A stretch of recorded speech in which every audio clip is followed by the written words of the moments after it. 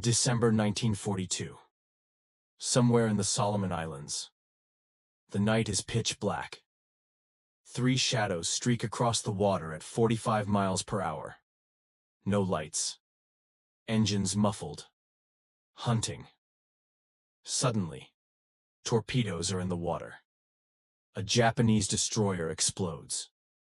Before the enemy can react, the attackers vanish into darkness. This is the story of America's PT boats. Plywood speedboats that became Japan's worst nightmare. The devil boats that owned the night. By mid-1942, America faced catastrophe in the Pacific. Pearl Harbor destroyed. Philippines fallen. Singapore surrendered. The Japanese Empire controlled 5,000 miles of ocean. American battleships were sunk or damaged. Carriers were stretched thin. Yet every night a Japanese convoys supplied their island garrisons with impunity. The Navy faced an impossible question. How do you cut enemy supply lines when you don't have enough ships? Traditional destroyers were too valuable. Submarines were too slow to deploy. The solution needed to be fast, cheap, and deadly. The solution was the PT boat. PT stood for Patrol Torpedo. These boats were revolutionary. 80 feet long. Made of plywood. Yes, plywood. Critics called them floating coffins. They said plywood boats would shatter under fire and sink like stones. They were right about one thing. PT boats were fragile. But fragile meant light. And light meant fast. 45 knots. Faster than any destroyer. In naval warfare, speed is survival. 3 Packard engines, each producing 1,500 horsepower. That's 4,500 horsepower pushing a 56-ton boat. The result? Speeds exceeding 50 miles per hour. Armament: 4 torpedoes, each capable of sinking a cruiser. 450 caliber machine guns. Some boats added cannons and rockets. They bristled with weapons. Crew: 12 men. Average age 23. Volunteers who wanted action. The Japanese called them Green Dragons and Devil Boats. When 3 of them come screaming out of darkness at midnight, you understand why. Life aboard a PT boat was brutal. Loud engines, constant spray. Everything soaked in salt water and gasoline. Crews lived in a space smaller than a studio apartment for days at a time. But these men volunteered. Why? Because PT boats fought. Every single night. Tactics were simple. Wait for darkness. Attack at full speed from multiple angles. Launch torpedoes at point-blank range. Escape under smokescreen.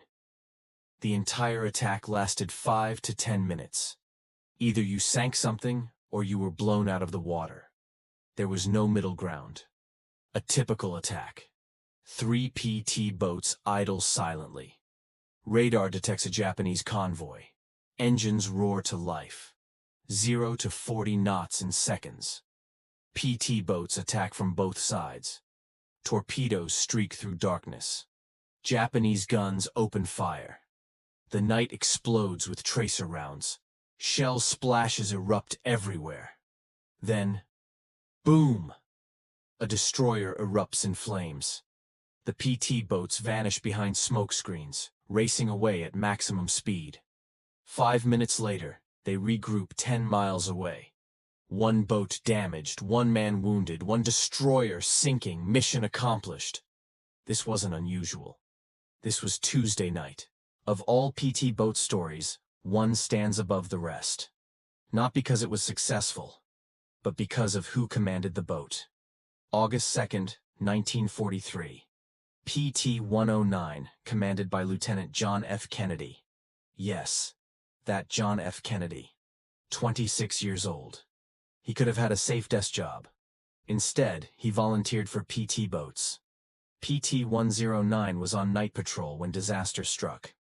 Out of the darkness came the Japanese destroyer Amagiri, traveling at 30 knots. Kennedy tried to start engines, but they wouldn't catch immediately. The destroyer sliced PT-109 in half. The boat erupted in flames. 2 crew members died instantly. Kennedy and 10 survivors clung to the wreckage. What Kennedy did next defines the PT boat spirit. Patrick McMahon, the engineer, was badly burned. Kennedy took his life jacket strap in his teeth and towed him while swimming. For hours. At dawn, Kennedy made a decision. They would swim to a small island 3 miles away. It took 5 hours. Kennedy towed McMahon the entire way. On the island, they had no food, no water, no radio. Kennedy swam between islands searching for help. For 4 days, they survived on coconuts. Finally, Kennedy encountered 2 native islanders. He carved a message on a coconut shell. 11 alive need small boat Kennedy. The natives delivered the coconut to Allied forces. 6 days after the sinking, Kennedy and his crew were rescued. Kennedy received the Navy Medal for heroism, but he always said he wasn't a hero. They sank his boat. The real story is what PT boat service demanded.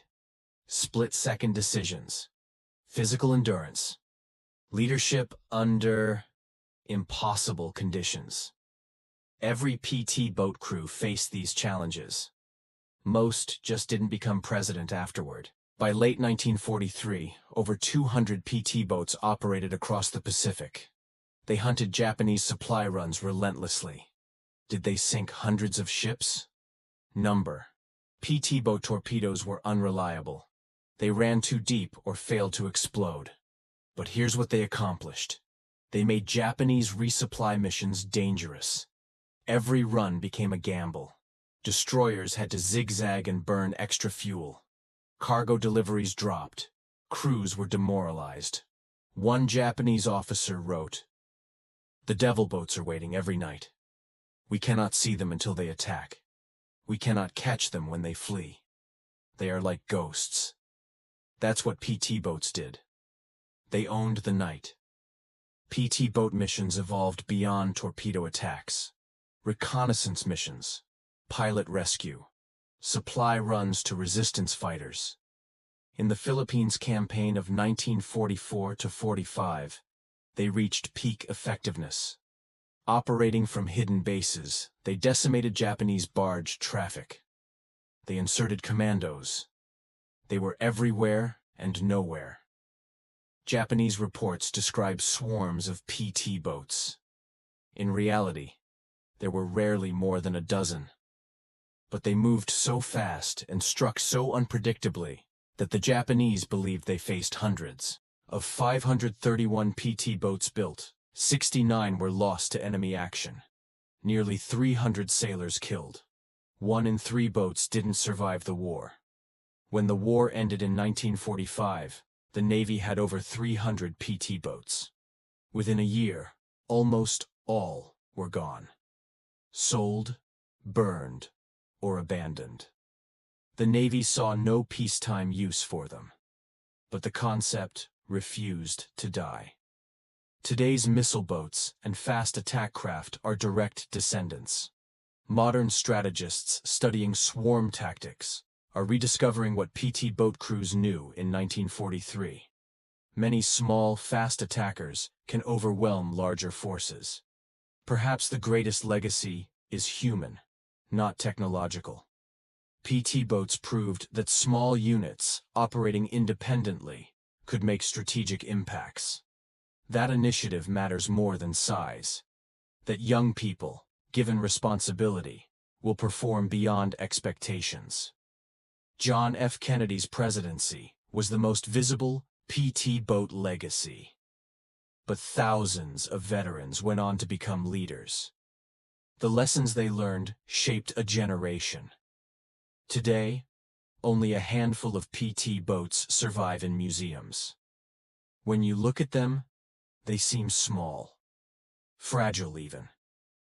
But veterans see something different. They see boats that outran destroyers, weapons that made the Japanese Navy fear darkness. Vessels that proved courage and speed could overcome steel and size. The Japanese called them devil boats. History calls them the Mosquito Fleet. But the men who served aboard them? They called themselves lucky. Lucky to have been part of something that mattered. Lucky to have fought alongside the best crews in the Navy. And when old PT boat sailors met decades later, they talked about the sound of 3 Packards at full throttle, the smell of salt spray and gasoline, the feeling of racing through dark water at midnight. They talked about being young, being fast, and being invincible, even if just for a moment, even if just for the war. This has been the story of America's PT boats, the devil boats that owned the night.